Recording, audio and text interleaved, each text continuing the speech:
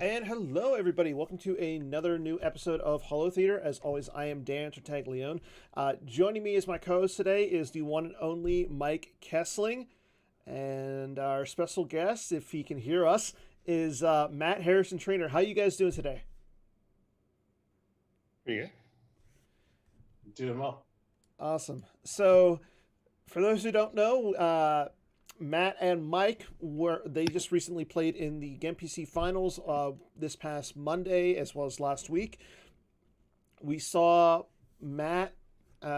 He got up to a nice little win last week on Mike by 18, and then this past week with Robs versus Old Allies, Matt secured the win. So again, congratulations on your victory. And then yeah, congrats to Mike for outlasting a lot of people. Like you both played really well in this tournament. Like, first of all, I want to say it was the largest tournament in PC history. I don't know if anybody can like actually correct me on that if I'm wrong, but that sounds right to me. Yeah, there was 111 or 110 people in total in this tournament. Like I think Aaron Kingery said he'd won one that was 108, right? And he had in his like signature tag, the winner of the largest tournament. Yeah, I could see I could see that, but I mean, from last time I checked, 110 is more than 108. Yeah. And don't get me wrong, like I like Aaron Kingery, he's a good guy, but he's got to change his tag now. I think he has changed it. Okay, good. That's his second largest. Yeah, second largest. So let's go back and talk about the tournament for really quick. So again, it was the largest tournament. It's the sixth time that Batmouse has put this tournament together. Each time that he's run it, it's been more successful. Were you surprised that we got 110 people for this? I wasn't super surprised. I will say I was contemplating playing and ended up being the 65th entrant. So when I was talking to Drew and said, "Oh, I'm probably not going to get to play because I was the 65th person." He said, "Oh no, this thing's going to get way more than 65 people." And so just based on that, I felt confident that it was going to be big because Drew has a good pulse of things. And so 110, I think, was a lot. I'm certain that the addition of Player of the Year points swayed some people that wouldn't have been wanting to play necessarily, or may not have opted to play. So that in and of itself probably also amped the total up. But 110 is nothing to sniff at. So congrats again to Matt. No, I think at least for us, we took it more seriously this year than last year, and probably last year than the previous year. Right. So I think people are taking it like as a serious thing now. I think my impression it started out being more of a fun thing, right? yeah, because I know last year, for instance, Joe Olson ran a Watch Your Step deck that ran Palace Raiders in it, and I want to say he played that against Joker King, and Joker King again ended up winning that and then won the entire thing. So, but to see like a lot of people taking this tournament seriously, especially with the players of the points and everything, at least in my perspective, it kind of like takes a little bit out of the fun with the tournament, because like I do think this was more of like a play anything you want type of a tournament. Let's have some fun. But now the PC is just like the NFL. You know, they don't want any fun anymore. But did you guys have fun? I had fun. I had fun. I definitely. I actually think that the additional competitive portion of the tournament made it more fun for me. Mm-hmm. And it enticed people to play that wouldn't have played. Like the fact that so many people in the community were involved made it a lot of fun. So like in our team Slack, it was really cool, especially when everyone was in the tournament, to be talking about who you're playing and who has game history against these people. And we're sharing that kind of, like, I find all of that highly enjoyable. So for me, the tournament really couldn't have been better. Okay. And it was kind of interesting because, like you said, there was a lot of people who played in this who normally don't play. Like Bastion played in it, Justin Desai played in it. Matt, did you play in the last one, or any of those before? I think I lost quite early last time though. Okay. And Mike, what about you? Have you played in the GamePC before? I played. I think it was the first tournament I ever played on Gem years ago. So like I had just recently gotten involved, and I played against Batmouse of all people, as I recall in the event, and I played Old Allies, and without thinking about it, did not flip my Falcon that I left on the ground at some point, and he proceeded to outpower me by so much force that it was like, okay, my stay in this Gemp PC will be very short, especially because I don't really understand how Gemp works. I have not played in it since then, so this year exceeded my expectations greatly. So, what brought you guys into playing in this tournament in particular? Was it the aspect of like the Player of the Year points, or was it like you said, like your team wanted to play in it and you wanted to get more people involved?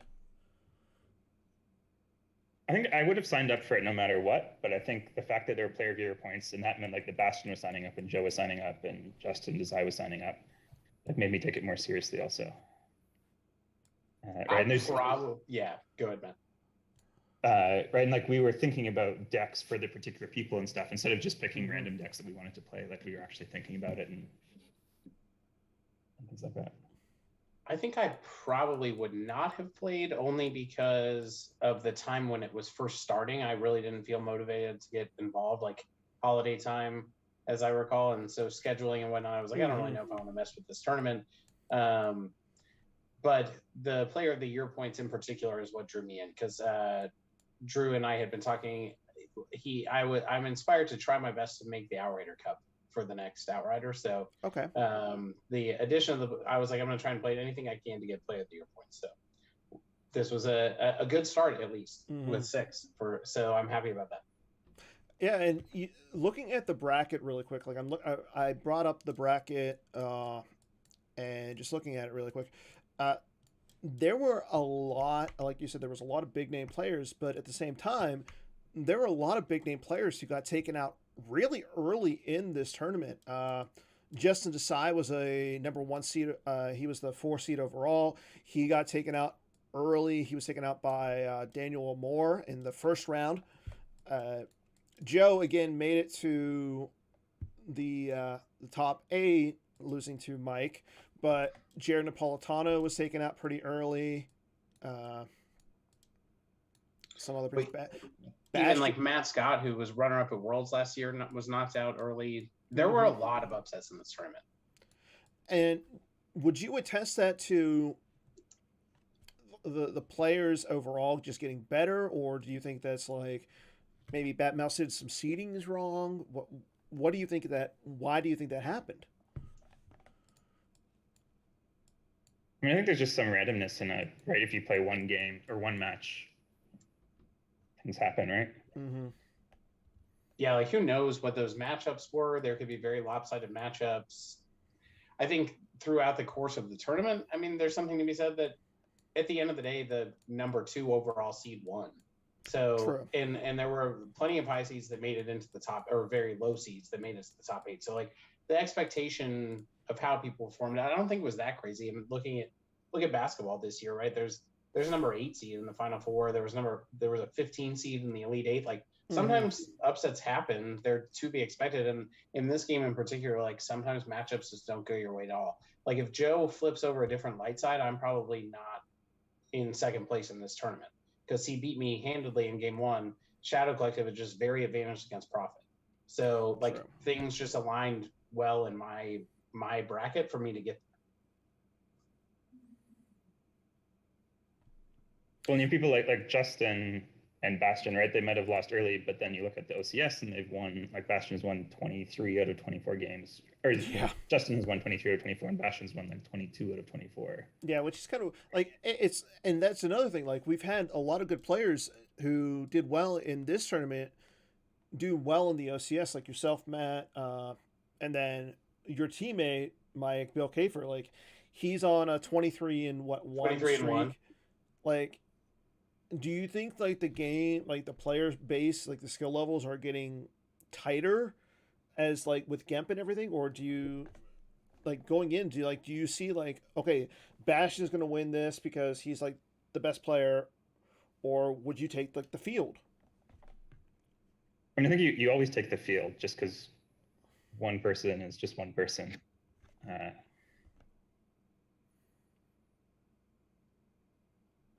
But in general, I would say the average skill level, especially among top players, is tightening in some fashion. I also think the nature of the game right now in some ways exacerbates that, in that like once you figure out the certain lines of play for various matchups, you're probably okay unless you deviate from them, which sometimes doesn't pay off and sometimes does. But like in general, if once you understand play patterns and there's a lot of the same cards that show up in various good decks, like some of that goes away because then it really does become more about the matchups, because there's not as much to learn necessarily about what to expect at the top tables. Like going into the top 8, it was very clear to me we should expect a good amount of ROPs in agents, but the reason I didn't want to play communing was in case somebody came with something out of left field, I didn't want to have like a one theater deck.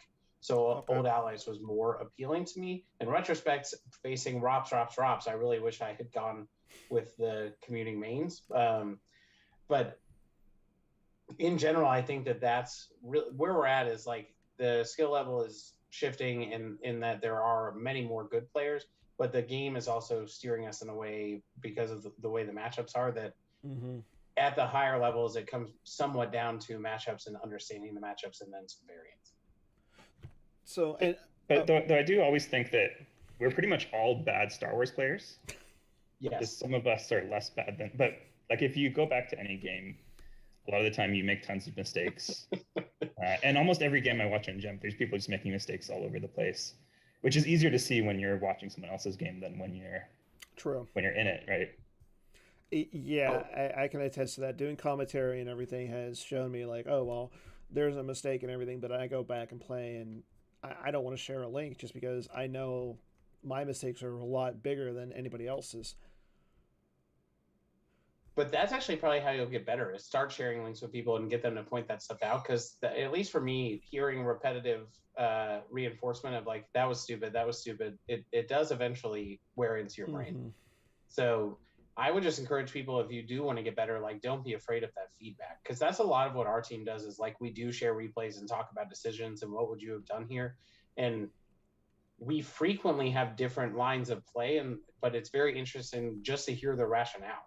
So like, I don't think in Star Wars it's not as always is clear to say like what the right play was, but I think you will generally get better by having the question of could I have done something differently, and seeking input from people. I mean, you have a benefit of having a team of like 90 people on it, so they can really go in and scrutinize it. Plus, you have Drew, who's like probably the most meticulous person in all of Star Wars. Yeah, exactly. I didn't say I wasn't fortunate. So yeah, let's look at the bracket really quick. So looking back, was there a matchup that you had that was like harder than any of the other ones besides the finals, obviously? What about you, Matt? And I think the one that I was most worried going into it was the top 8 match against Miguel, where top 4, because I knew what he was playing because he beat Silver Glen in the top 8. And he was playing map and I was playing Old Allies, and that can go very badly. I was going to say, wasn't that a repeat of like the Outrider Cup? It was a repeat of the Outrider Cup where he just completely thrashed me. So I was worried about another game exactly like that. And what about you, Mike? I took every round of the tournament like more seriously than I expected to, I will say, but the one I was probably most worried about was top 8 versus Joe. His range is pretty wide. Obviously, it's Joe. He's won many of the last majors, 2-time defending world champion. So, like, you're already concerned there. He's number 1 overall seed, but his range is also fairly wide. So, like, determining if I'm just trying to angle to get through Joe, that was a big discussion. And then it's like looking at where the bracket lines up, I might potentially be facing a teammate. Let's just not worry about that. So it was like, I'm going to focus on Joe and see what goes from there. But until when we flipped over decks in the first round, I was like, of course he went with ROPS. I should have listened to everyone and played communing. I feel very stupid now. He tramples me like 4 times in the game. I'm very dejected. I walked around, I took a little break, and I'm like, well, who knows what he's going to flip over for light side? Maybe it'll be Prophet. That would be great. And then it was. and I was sitting there like, I now have to think about, if you watch the replay, I probably sat there for 4 minutes thinking about which aliens to deploy in the audience chamber, because it was like, I have to think about this game before we get into it because I don't want to punt. So I just sat there and thought for quite a while. Yeah, and it looked like it worked out because, I mean, you made the top 4 against Timo, and then you played really well against him, and I got lucky in some respects there in that the format of the tournament, we got to go back and watch the replays. And so I thought it was fun this week when they posted the deck list. I downloaded his actual deck list versus what I constructed from watching his replays. And out of the 2 decks, I was like 4 cards off total. So I posted those in our Slacks and said, this is what I think he has. And I played multiple games against each of his builds leading up to the when we played. So going in, I had game plans for both and felt quite good about them. I didn't actually have the time to do that between the semifinals and finals. And then going into the finals, I was like, we're playing for 2 player of the year points. I'm going to just be fast and loose. And I sat down for the first game, and Drew had told me, like, don't play tight, like, play, just go for it, play to win. And the very first turn, I hear it's like a voice in the back of my head. Yeah, be aggressive. And so if you saw how the first game went, that was not the right choice, but that was what was going on in my brain. Well, let's talk about that for an instant. So the first turn, you had Maul in your opening hand, correct? So I had Maul, I had the 2-0 sight, I pulled the 2-0 sight. I had a sight, I think, and I pulled a sight. I had Maul and his gun. I also had a Lawless Time, and I had Wounded Warrior. Okay, so you're looking pretty good at this point. However, you put Maul to Jakku, and Mike, you want to tell us what you were thinking when he did that? I mean, so that was probably another one of these things where I took 4 minutes or something to figure out what I was supposed to do, right? Because I don't think, like, I'd never seen that before. And that's the goal. And that's the kind of line that's like, you win or lose the game right there potentially. I remember sitting here thinking I moved, and then I was like, I don't think I should have done that. I really probably should not have done that. Well, I've done it. So now I'm going to sit here and be like, let's make this decision work. And I then thought myself in through like a million different lines of play to where the one thing I kept telling myself was, I have a Lawless Time. It doesn't matter if I lose Maul, I'll just retrieve him and get him out in a turn or 2. So then what do I proceed to do? I play that to add a Battle Destiny, of course, in the battle. And then Maul is gone, and I'm sitting there, I'm like, what? I had a whole game plan in my head. It went away. Yeah, and I had to figure out, like, was I going to put Leia on the ship with everybody? Right, so I put Radis on the ship, and I put Yuo on the ship. And so Yuo was what I did not consider either, because when I drew the 4, I got so excited. I was like, oh, that's a hit. Immediately added to it, and then I'm like, no, it's not. Oh, no. And I went from I'm going to be able to Wounded Warrior to I can't. I was sitting in this very chair. If you would see me, I went from probably like, oh, this is great to so dejected. Sorry to interrupt, but yeah. Yeah, because that was the one thing I was really worried about, right, is if you hit with the Wounded Warrior, that would be like much worse. So if I put her on the ship, that would protect her from that. But then I'd only get 2 destinies, and right, so that was the 4 minutes of thinking. And the other cool thing, so because we'd shared the lists, I knew exactly how many 5s you had in your deck, right? Yeah, in fact, I was sitting there at one point when I was a few turns later and I had a 20-card hand that had like 2 characters in it. I realized at one point you verified my deck, and I'm like, you could probably tell that I have almost no characters, likely. But now, and then later in the game, I was like, he's seen my deck 3 or 4 times now, and he's never seen Perimeter Scan.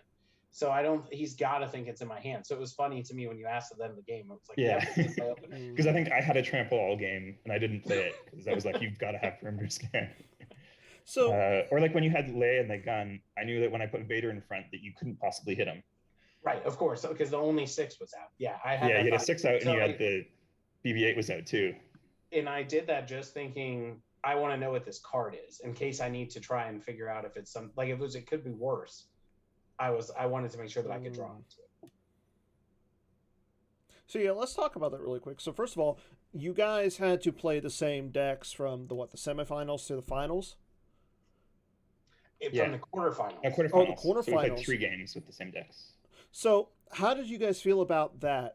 And then, like you said, you guys shared the deck list. So because not only, I mean, normally, yes, in a top 8, you have to play the same deck if it's in live person.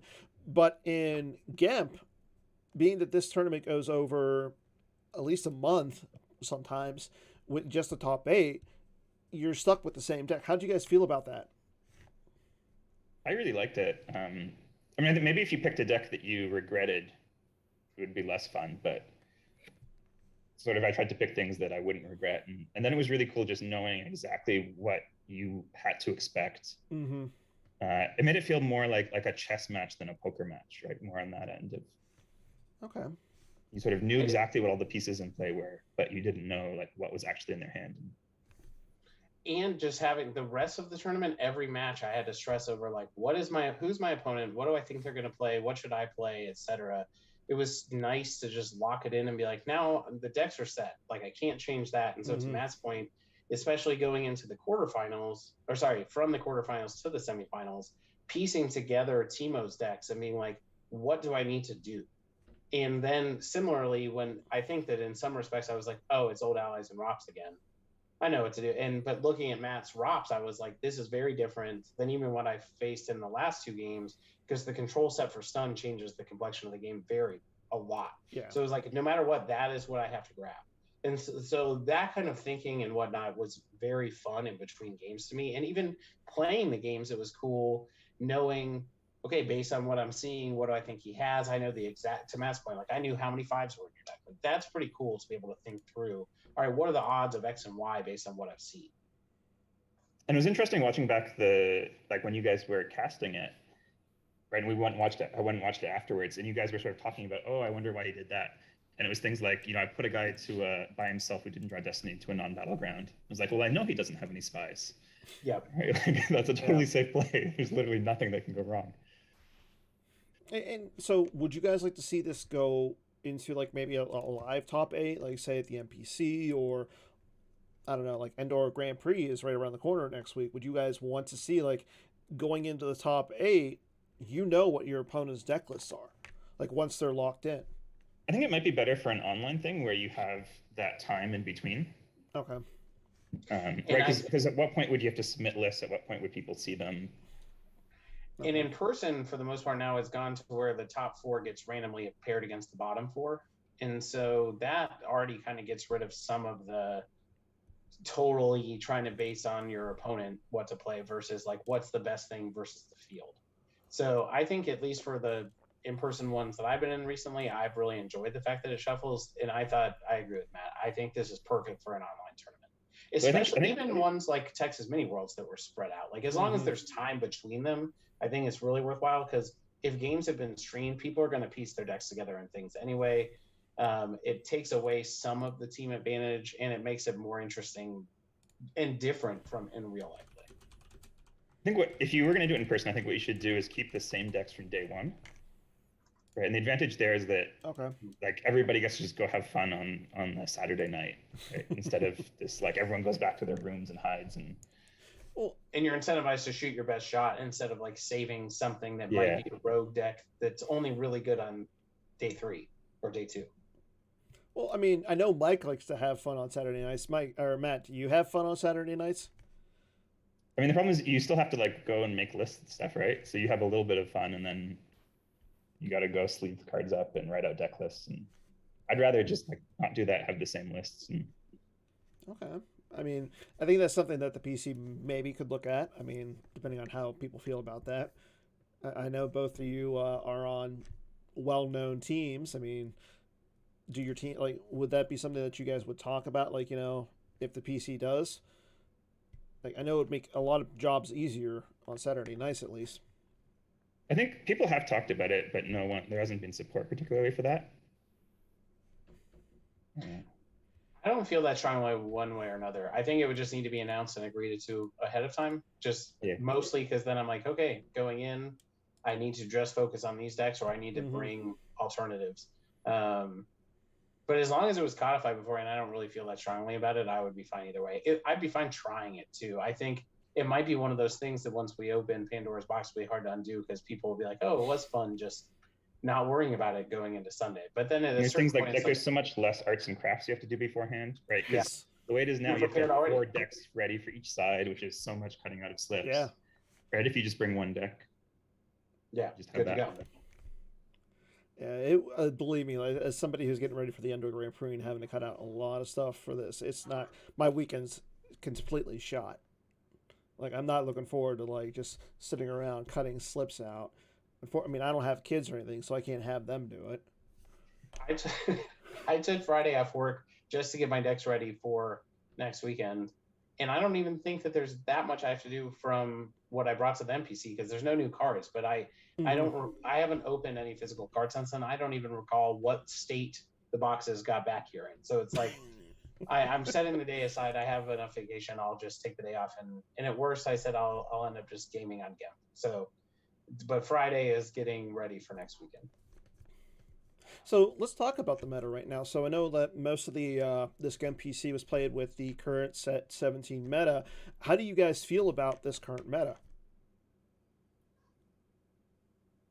I quite like it. I think Darkside is definitely a little bit stronger, but I like that it's sort of established.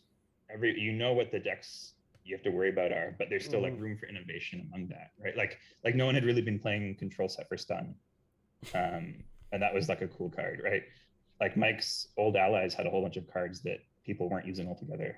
Right, it had Leia's gun, it had the effect that goes on Leia.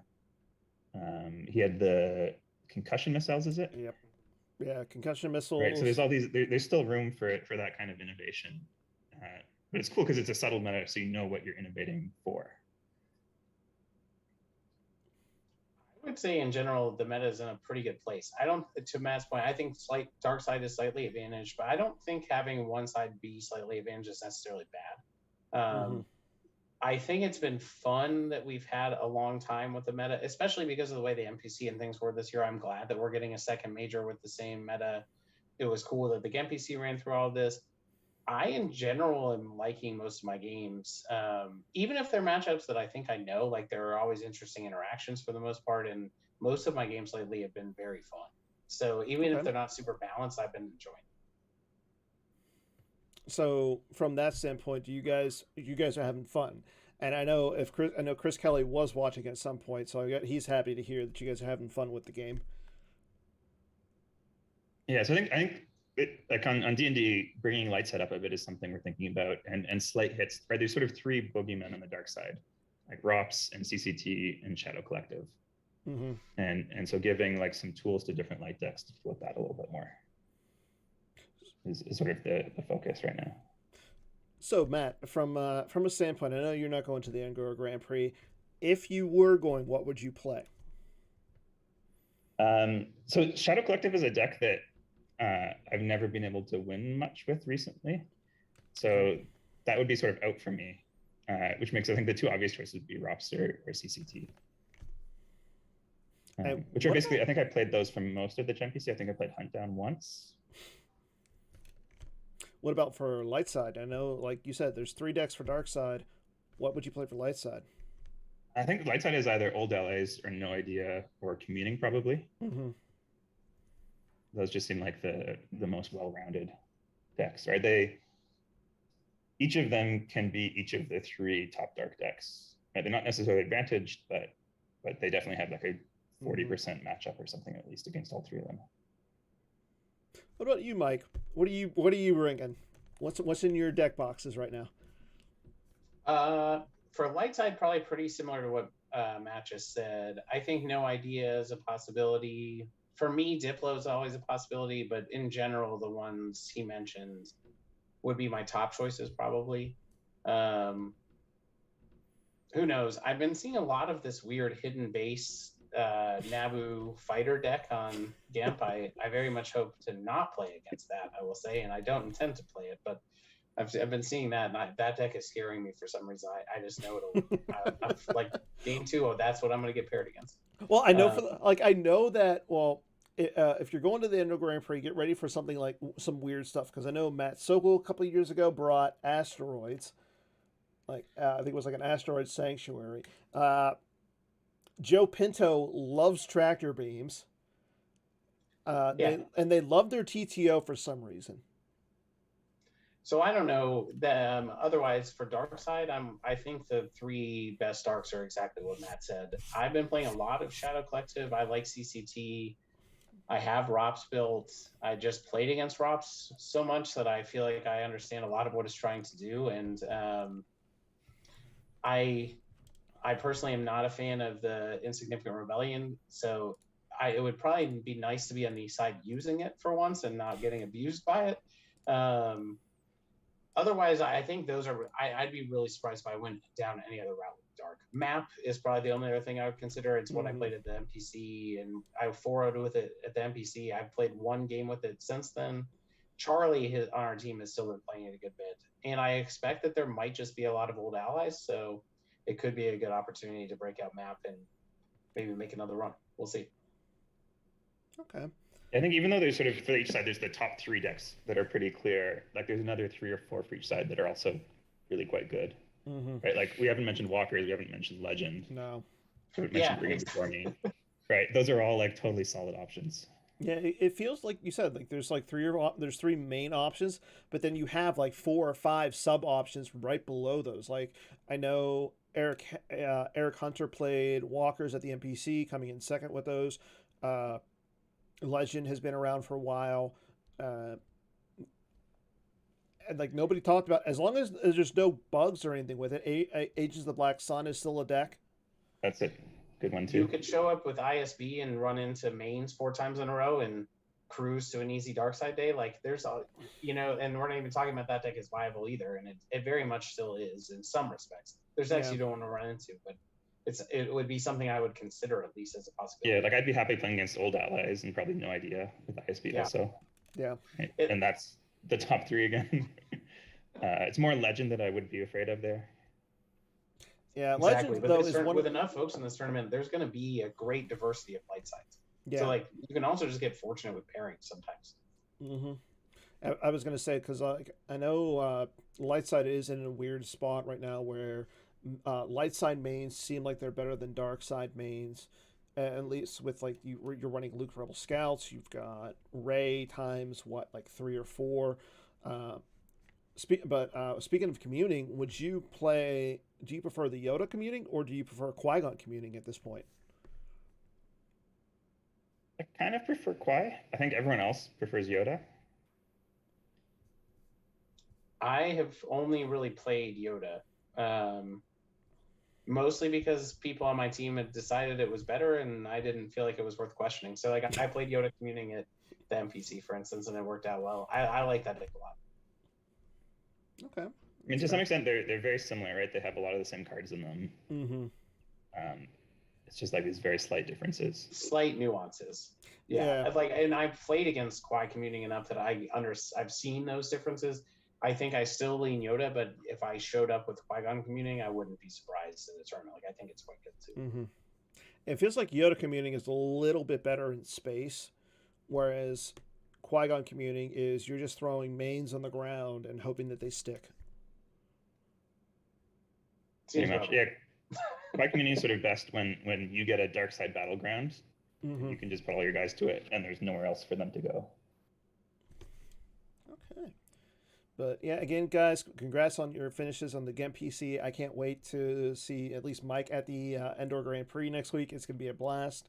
I know next week, like I said, it's going to be the Endor Grand Prix, so we're not going to be streaming Holotheatre on Wednesday. We're going to be doing it live from the Endor Grand Prix on Thursday. Same time, though. So everybody gets a day off from Holotheatre. But speaking of the Endor Grand Prix, right now we're still at 34 people registered. So if you are going, make sure you register in advance. The PC's working on some cool stuff for you. Also on the way is... Oh, Bill in the chat is saying that some of us are going to be drunk at the Endor Grand Prix. I myself am going to honor Team Wales at the Endor Grand Prix. And once I go 0-2, I'm going to start drinking. So if anybody wants to be a part of that, let me know. I thought your whole team has to go in with you. Well, that's what I'm saying. Like, if I can get a team of people, collective-wise, first person who's 0-2, we all start drinking. You'll just get some sort of pact beforehand. Yeah. Don't worry. I'm going to say this. The PC is currently working on something that it's going to be very fun. We're going to do a little something new this year at the Indoor Grand Prix, so stay tuned to that. We'll announce it next week on Holotheatre, but it's going to be a little something cool and something interesting. We're taking a note from the Europeans' book on prize support and everything. That's it. Whatever note that is, it'll be a good note. Yeah.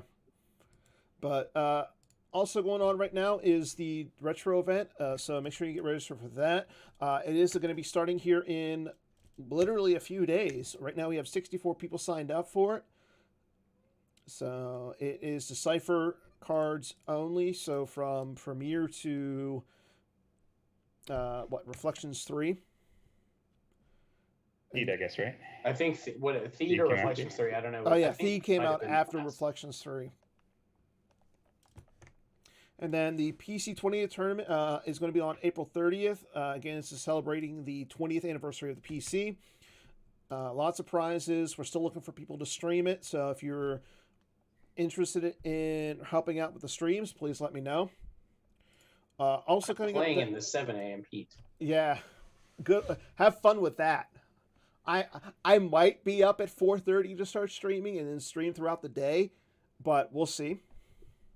I figured it was an easier sell to say I would be done by the middle of the afternoon than saying like I won't be there for half of the day with our daughter. Plus, we can't do anything fun Saturday night. So I aired on. I'll just be busy for half of the day, and in between, I can take her and have fun with her. But yeah, I'm looking forward very much to that tournament. It should be fun. Awesome. And then checking up on the OCS really quick. We have 7 people who went 11-1 this month. That is insane. Crypto and Justin Desai, Joe Olson, Bastion, Ryan Saracen, and Matt Harrison Trainer, and Bill Kafer all went 7-1 or 11-1. Like, what? First of all, I gotta ask, how did one of you guys not get to 12-0? It's hard. Yeah, it's hard. I mean, I can't really say much because I'm over here sitting at 3-9. But yeah, I mean, great job, you guys. Like 11-1, that's insane. And then also coming down the pipe, if you're interested in running a states or regional tournament, check in with Jared. The prize kits are out right now, and then right now we have a few regionals events going on. The Tula regional over in Sweden, they're running up their regionals.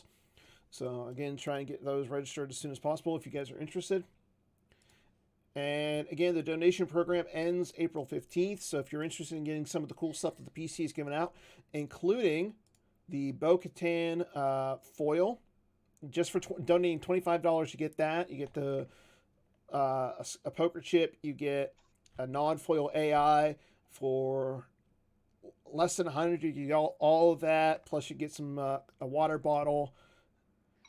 And then upward. And then once you get over like the 100 and stuff, you get some really cool stuff, including if you donate $100, you get one of those cool deck boxes.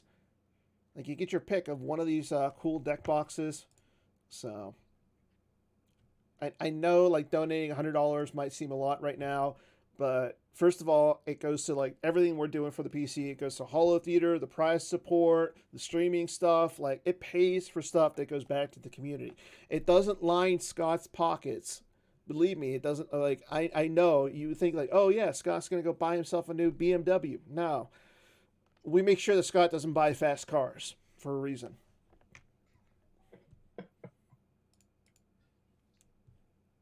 That was deep cut, Dan. It's good. Hey, that's a lot. I mean, I don't know the entire story behind it, but I know that's what people say. Scott's not allowed to drive fast cars or cars.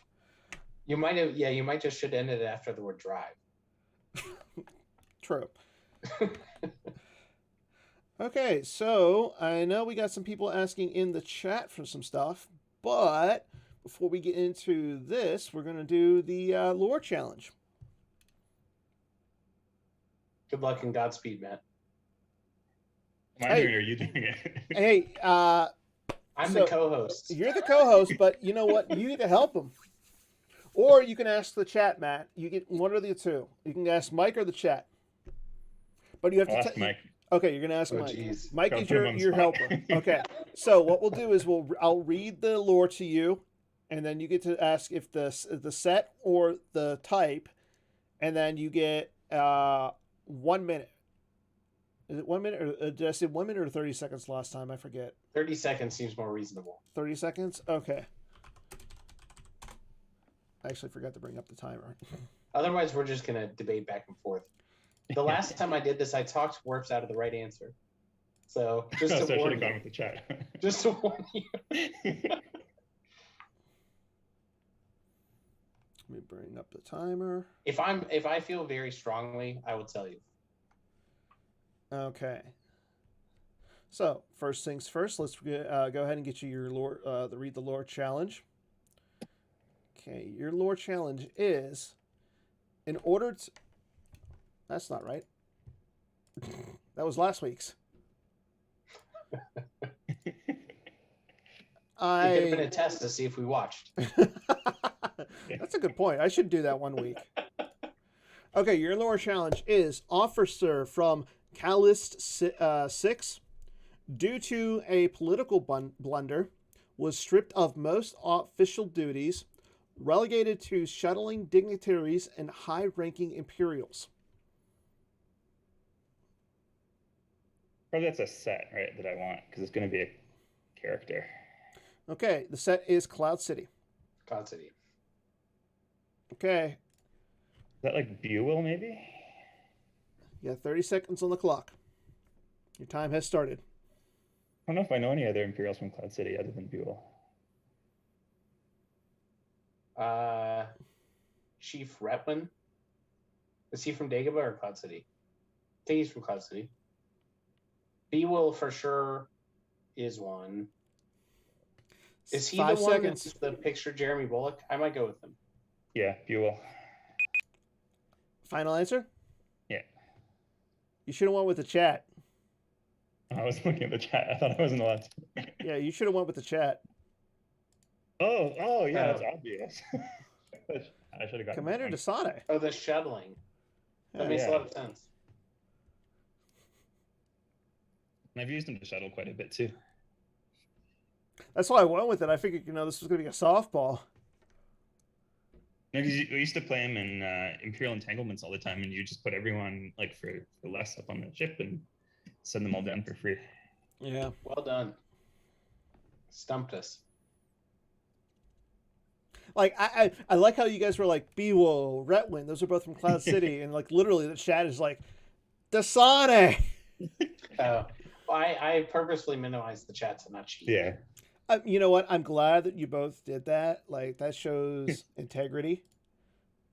But okay, so I think that's all we got for today, unless Matt wants to talk something a little bit. Yes, I think we have a few things to talk about for set 18, and I think I sent you through Slack.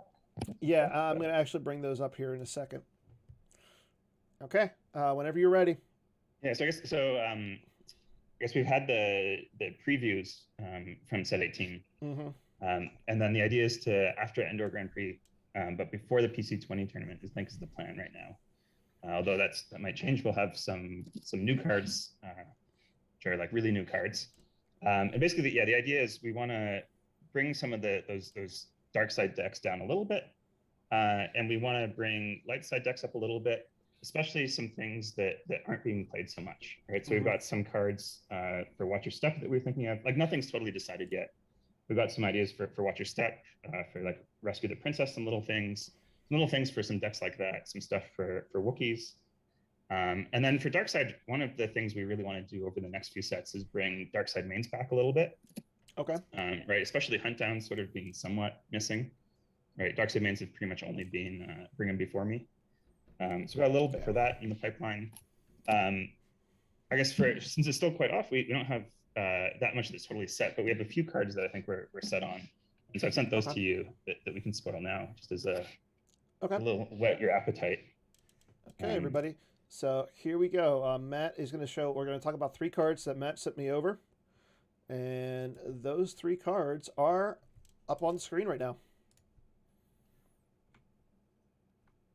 So we'll start with the first one. And it's Yeah, so literally the what you first two said. are very related. And this is sort of one of the things we're trying to do is give these little helping things to some of these decks that don't see so much play. And I think one of the big focuses is try to get to help them in a way that's healthy for the game, right? To have more battlegrounds. And something I really like is when you control certain sites that affects what happens at other sites, and it makes the move phase very interesting. It makes decisions about which sites to go to very interesting. And so these 2 particular ones are for Watto, right? So the idea is Nichibana is something you're already starting, so you can pull Sebulba, and we've tied in to pull 2 battlegrounds, right? You can pull the Pod Race Arena, and you can pull Malastare. And so the Pod Race Arena is just the classic one. It's just the 1/1 site. But Malastare says if you control the Pod Race Arena, you get a Force Drain +1, so you can drain for 2. Or if you control the Pod Race Arena, the opponent's only draining for 1, right? So it sort of ties that system to that site. Okay. So that trying to control both gives you a bigger advantage. And part of the idea is that what's Watto bad against? Watto's bad against mains, because it might, the mains come in, they chase it off the junkyard. And the current plan for Watto is basically you just have to take the junkyard. And this gives you a secondary plan, right? You can move over from the junkyard to the Pod Race Arena. You can set up the Space Drain at Malastare. You can try to do some other things. And of course, it also just pulls some activation, which is nice. So it gives it a little boost, but in I think, a healthy way. Okay. That's sort of something. Oh, sorry, go ahead. That's sort of something we've been thinking about with a lot of these helpers for decks is how to make it, right? Like a big complaint is the stacking meta, right? And how do you stop stacking? You have to give people rewards for spreading out to multiple sites, right? So part of the problem is that you get so many drain bonuses and pings and retrieval just at the one site, right? You put Ray, you put BB-8, you drain for 2, and then you've got your system. You've already got like 6, 7, 8 damage from these 2 locations, maybe, right? And so if we tie the damage from locations to other locations, this was something we did with ROPS, right? With the new system, for example. And basically the idea is to tie all this damage that you really have to take more risk to get more damage. So then the other side of that is we've got like BB-8 and we've got Rose. And in the last set, we made BB-90. And the idea there was that we would stop Rose and we would stop BB-8. But then it turned out that Legend was just going to use them. And Legend just put down the one site, and it put them there at the one site. And you couldn't do anything about it, right? Because BB-8 has to be at a related site. So what we've done here is we've gone back to tweak BB-8 a little bit, which is something that Chris, I think, has been really good at, right? So the great innovation that he's done as the head of design is to go back and tweak cards a little bit. Right? So now you can just put BB-8 by himself at that one site, and he cancels BB-8 and Rose. So he's good against old allies now, but he's also good against all these mains decks, and he's good against Legend, where he wasn't really before. And so I think that'll see him. He was already played in a lot of decks, but I think that'll help him spread to more decks. And he also gets, right, he's now immune to Sorry About the Mess. So that'll save him, right? When you put him in front of Ray, say, you can't just Sorry About the Mess him away. So it makes him more widely usable. The one thing he does lose is he has to be at the same side as BB-8 and Rose. So it does put a little bit of counterplay in that something like old allies can spread out to multiple sites and get one of BB-8 or Rose potentially. But then, right, they're taking more risk. So they should get some reward to taking more risk, right? The problem is really when old ally stacks at the 2 sites, that's bad. But if they're starting to spread to more sites, that's more fair, that maybe they should get one of the pings or one of the retrieval, but still not both. And the other thing is we made him immune to Restraining Bolt. So you can't just bolt him, right? That was something people are starting to play Restraining Bolt in old allies. Yeah. And so I think this makes him very slightly worse against old allies, but better against everything else. And not even necessarily worse against old allies, right? Because he's now immune to Restraining Bolt. So it tries to get him to a place which is where we wanted him to be originally. Okay. Yeah. So yeah, let's talk about the Sebulba and the Sebulba, the Watto helpers first. So I honestly, like, I'm glad to see Watto is getting help. Like, after what was it? There was like I know people were playing it with Tatooine and playing Tatooine Occupation and all this stuff. It felt kind of clunky. It felt like it wasn't streamlined. This, I think, yes, it actually is going to help it out a lot. I like the Malastare. Now, my only question is, like, so design isn't worried about anything like with pod racers or anything like that with Pod Racer Arena, correct? I mean, so I don't think you'd have to play the pod racer in Drug really if you want a pod race, right? Mm-hmm. Because otherwise you're having to find all these. I think some of them Destiny 0 even maybe. Yeah. Um, so essentially in this it's just a 1-1 site with basically no text, except of course it connects up with the Malistaire system. I think we might see people only play the Malistaire system and not the pod race arena, but people might also choose to play the pod race arena. No, I mean, I would play the Pod Racer Arena. It kind of gives you, like you said, it gives you more activation. Because that's one thing, like, Watto has almost, like, it felt like Watto has almost had an issue with. Like, I know people Yeah, play... like it has to pay, usually been paying 2 to pull systems with quad drive yards. Mm-hmm. Then maybe it can pull docking bays or something. Yeah. Yeah, because I was thinking, like, the old Watto build with, like, Mustafar. You would have Mustafar plus the quad drive yards. And then, because you would get, like, what, it was a 2-1, and you could get, like, Vader's Castle and all that other stuff for that. I mean, I know people were doing that, but now this, you have your own system. You can still play the Tatooine system if you want, but you can play, like, the bridge, that gives you 2. This gives you 3, so it's 9 right there. Like, no, I like that. You got extra battlegrounds, so if you want to set up resistance, you've got that option. Right, so the idea is just to give decks more options. So if their main thing, right, if taking the junkyard doesn't work, they've got other things that they can do, a secondary, like a plan B. Okay. And Malistaire, like you said, it's pretty good. If opponent controls, it's a drain -1. So, I mean, it's a 2-1 where they could have a drain -1, but I mean, otherwise it's a drain of 2. So, I mean, that seems solid. So, I think people would run the Pod Racer Arena, you know, just for that. Yeah, and it might be the kind of thing where they don't deploy it every game. But I think it gives people options, right? But yeah, but I think, like you said, the bigger card right now that you're showing off is the BB9E.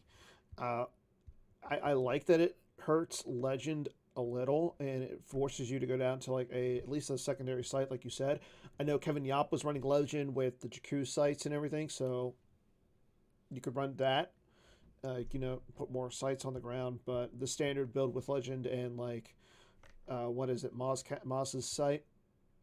Like, you just stack up that. Yeah, there's just no related site, right? Like, yeah.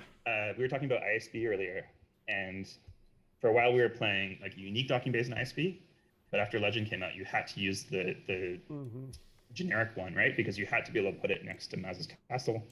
You had to be able to put BB9E there. But I will say, I'm glad he doesn't work in space anymore. That's the bigger thing to me. Like, you could just park him up in space, and it just completely. Did he work in space? There was that rules question, right, in the Outrider Cup game, where I think in Gemp he worked in space, but he wasn't supposed to work in space, or something. There's something confusing like that. Yeah, I know there was a confusion on it, but yeah, like, from what I remember, I've seen him remember working in space. He should never have worked in space. According to Bill, he should never have worked in space. So, like I said, it was just a Gemp bug. Okay, but now you just park him by himself. That's the thing. Like, you don't have to throw somebody down. Like, I mean, it's a little bit. I kind of don't like that. Like, he doesn't have to be someone. Like, I understand like why design is doing that to hurt the rows and the BB-8 stacking, but at the same time, you know, you just throw them down and you can't get rid of them. On the other hand, so I guess like often when you put rows and BB-8 down, it's pretty much impossible to get rid of them, right? So it's sort of it's like an awkward situation once you've got BB-8 and rows in the game. Matt, do you feel like there are other light side cards that'll make up for the potential hit to what might be light side's best strategy right now? Yeah, so of course, right. So light side is getting some things to deal with the top dark decks.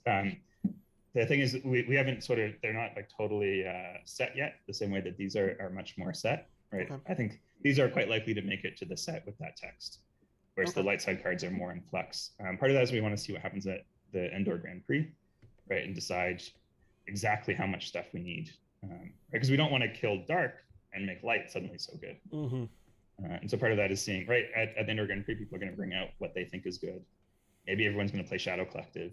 That might change what we do. Right? All like right now, I think there's 34 people registered. All 34 people just bring out Shadow Collective. Yeah. On the other hand, maybe someone like figures out something for light side to beat Shadow Collective, and then turns out we don't actually have to do anything, right? You never know until people all have their Yeah. secrets and That's fair. see them revealed, right? So I got to ask, when am I going to get a clone deck? So there is a clone deck at some point in the far off future, I guess, but it's a ways away. I guess there are ideas. I think there's some interesting ideas too. Okay. Yeah, that's been something that I've been wanting for like a while, and Chris Kelly never listens to me when it comes to stuff like that. Maybe he might listen, but he might do something secretly, right? No, he's told me he doesn't listen to me. But no, I'm definitely interested to see what you guys have coming up. So you are on D&D. You're part. Are you working directly with like everybody, or you are the team? Yeah. So I guess like me and Chris, got Ryan, Justin Desai pops in sometimes, and then Drew is the latest addition. He's been very, as you said, right? He's very active. He has a lot of energy. Oh yeah. He immediately came in and bumped every topic from the last 2 months or something. This does not surprise me one bit. Yeah, that's wonderful. Yeah, no, I'm glad to hear it. Like, I'm definitely looking forward to it. So what? Here's a question: so you said that the time frame on the set 18 releases after the Grand Prix, but before the 30th? I think is Chris Kelly in the chat there? He can confirm. I think was. I think it's not totally decided yet whether it'll be as far as I know, before or after. Okay. The PC tournament. I was going to say, because like I'm hoping that I'm hoping that if it's before the 30th, like it comes out soon, because you don't want to just throw V cards at somebody and be like, oh, there's a big tournament on the 30th. Then again, I can see Chris Kelly doing that, just be like, hey, here's a bunch of V cards like the week before the tournament. Have fun. Well, I think my impression is the plan is to be somewhat of a fun tournament, right? Sort of a one-day celebration. Would be kind of cool to get a bunch of new cards and just see what happens. I mean, every other game has pre-releases, right? Yeah. This kind of makes it feel that way, which is really fun to me. I'm like, yeah, there's an entry fee, there's prizes, it's like competitive but also fun. I encourage everybody to sign up. The 2 waves also make it really cool to where I might try to pop in coverage in the evening, and so that should be really great. Yeah, you know what? I mean, if that's the case, I would love to see that. Like, let's do like set 18 as the pre-release event, on the 30th as the one-day tournament. It's just a fun tournament. Everybody gets like, okay, there's like big prizes for the winner, but at the same time, let's get everybody, there's just like the cool stuff. Everybody gets 100 gold so they can buy a box on GEMP. And I don't know if Batmouse is watching, but I mean, that would be a good idea. Everybody gets 100 gold so they can buy any box they want. Or they can foil out one deck. I don't know. I've been thinking of prizes for the Indoor Grand Prix today, and my mind is just going crazy places. Are you bringing more Holotheatre heroes to the event? Spoilers. Like, don't ruin this for me, Mike. But yeah, that's all we got for today, everybody. So again, thank you to Matt Harrison Trainer. Again, congrats on your win in the GEMP PC. Mike, congrats on second place, and I thank you for coming on today as the co-host. It's always a great time having you both on. Maybe we'll have you guys on later on this year as well. But again, I want to thank everybody for watching. Everybody who is watching, remember, next week we're not going to be streaming on Wednesday. We're going to be streaming on Thursday, right before we go into Brian Fred's poker tournament. So I'm assuming a lot of us are going to be pretty, what's the word I'm looking for? Intoxicated? Are you streaming the poker tournament? Dan, is there a token you're supposed to give away? There's a question from Joker King in chat. No token. Nope. I don't know if I get this. Nope, no token today. Okay. Believe me, you're going to get enough tokens. You know what? The token for today is Saboba.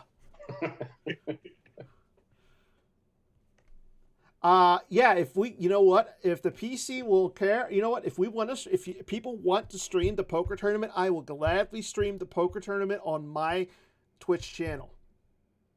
So if I can get like enough people saying yes, stream the poker tournament, I'll stream it on my Twitch channel next week. So, but that's all we got for today. Your token Sebulba. Again, thanks everybody for watching, and we'll see you guys next week. Take care.